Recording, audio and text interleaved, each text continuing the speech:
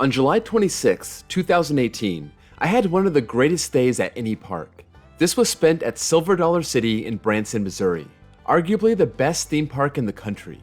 After this visit, I would argue that it absolutely is. I was only there from 4 to 10 p.m., so I didn't get the full experience. So I said I'd be back.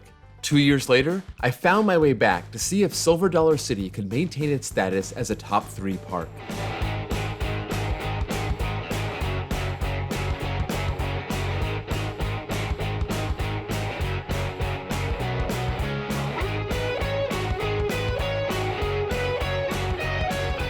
My 2020 trip to Silver Dollar City was a lot different from the start because of all the pandemic safety protocols.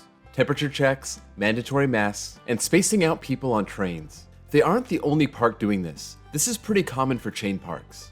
One thing I didn't understand was the one train ops along with that limited capacity. It's a little rough when you're just loading 8 people on Time Traveler with just one train. One weird thing about Time Traveler is that they seem to randomly load a full train once in a while, but most of the time it would be one party per car. All that being said, this was a Sunday, and even with one train and half the train full, the lines were not as long as they were when I was there on a Thursday with 2 full train operations. Silver Dollar City no longer requires reservations, but their attendance was way down from what it normally would be. I didn't like the fact that they were just going with one train on everything, but it didn't really cause much pain trying to get my rides in. The operations were very organized and very quick, which also helped. Because they have to control where people sit on the train, everything had assigned seating. But I greatly appreciate the ops taking requests for preferred seating, especially when I asked on Outlaw Run, Time Traveler, and Wildfire. So let's talk about my experience on the rides themselves. We got there about an hour after opening and went straight to Time Traveler, my favorite coaster in the park, and the line was on the second level of the queue house without the switchbacks. So even with 8-person trains being dispatched, the line was moving. 20 minutes later, and we were on. Normally, I'm exclusively a back car guy on this ride, but this time I thought I could grab row 7, but I was directed to row 6 because of their distancing rules. So instead of the back car, I was in the second back car. The ride experience wasn't quite as good as I was used to, but it gave me a whole new view of the coaster. Because this is a controlled spinning coaster, I got to take elements facing in a different direction than I've seen them in the past when riding in the back car, and it was good to see another side of the ride, literally. We came back later and I got row 8, and it was every bit as good as it was on my first visit. One element that I really appreciated this time that I didn't really notice last time was the airtime hill going into the final launch. That thing really jolted me out of my seat, so I walked away with the same high opinion of this ride that I had before. The next ride was Thunderation, and this was one that I only got one ride on last time, and it completely caught me off guard. I was not expecting it to drop out of the station and relentlessly pick up speed the way it did. This time I was ready for it, and still really enjoyed it. This would be my only ride of the day, and I still say this is the best mine train I've ever been on, and I don't feel bad about putting it in the top 10 coasters from Aero that I've ridden. It was also a walk-on, which was nice. Even though it's right next to their most popular coaster, I've never seen a line for it. After wandering around for a while, we finally came across Wildfire. That middle of the park can be confusing for people who aren't familiar with the layout, especially because you can't see any of the rides unless you're right next to them. Wildfire was the one ride that seemed to be affected by the reduced capacity. We waited in the queue for about half an hour. The line wasn't too long, but it didn't seem like it was moving. Last time I got a back row ride, and it ejected me so hard on the first drop that it was actually shocking. I asked for the back row, and I was able to get it, but unlike last time, this time they stapled me. In 2018, I was able to get a ton of room, but this time they gave it that one extra click, and I was locked in. I did not get a shocking pop of ejector on that drop. It was still good, but not world class like I felt before. I also came off Wildfire with a pretty nasty headache. This really has that strong B&M rattle. I had to spring for a couple Advil, which they thankfully sell in the Wildfire gift shop. Still a really fun ride, but my opinion is a lot lower than before. I used to think it was stronger than Kumba. Now I'm not sure. After waiting forever for Wildfire, we thought that Powder Keg was going to have a huge line. That was by far the longest wait on my last visit, about 45 minutes. We got there and the line did not look too long, but it broke down right away. So we left the queue, went across the path, and rode Fire in the Hole, the indoor dark ride coaster. That had a solid 25-minute wait because of their distancing rules, but it did have 2 trains. I rode this in 2018 also, but I enjoyed it a lot more this time. There's one point where it launches you forward over a hill, which I didn't remember from last time. and it has a couple really legit drops in total darkness, with that splashdown ending which was really awesome, but it doesn't get you wet. Though given how hot it was, I wouldn't have minded.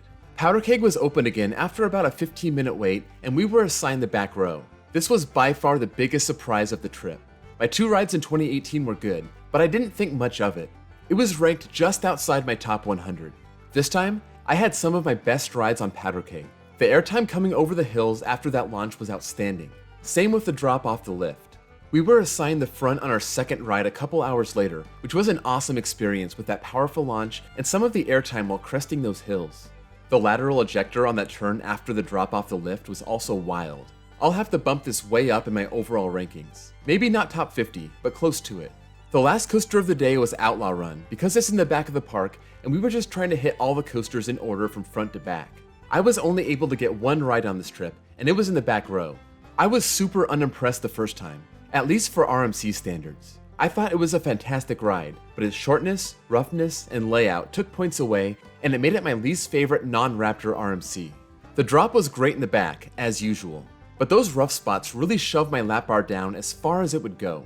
So that aspect of the ride was still disappointing. But I take back what I said about the layout. This thing has an incredible layout with positive, negative, and lateral forces. But by the second half of the ride, I was so stapled that it hurt. And I'm someone who tries to hold the lap bar up. But on this ride, it does not help at all. If Silver Dollar City can fix some of the rough spots, it would make this ride so much more enjoyable. But Lightning Rod has the same problem, so it makes me think that these RMC Woodies have this problem after a few years. We were in line for the giant barn swing when the ride shut down, and we were told that there was a lightning strike within 10 miles of the park, so all the rides would be closed down. We had to leave soon anyway, so we decided to take off.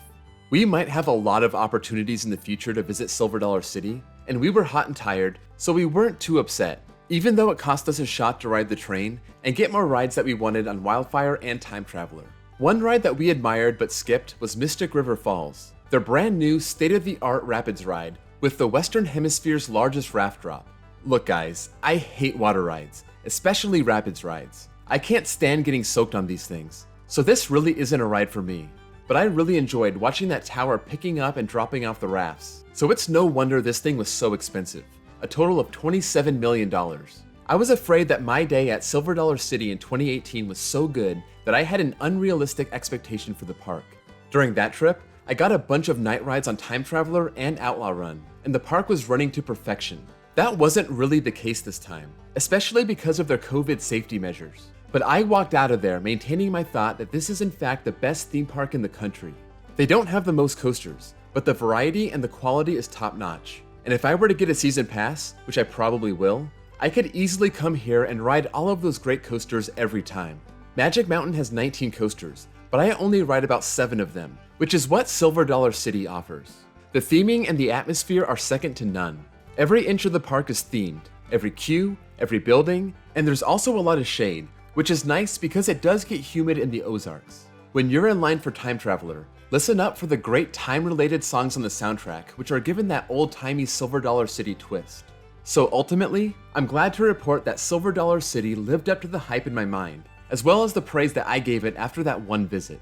Finally, regarding the safety measures, people weren't really distancing in the lines, but the employees did their best to tell people where to stand and to keep their mask on. We even got stopped on the Time Traveler launch track with the ops over the speaker telling everyone to keep their mask on.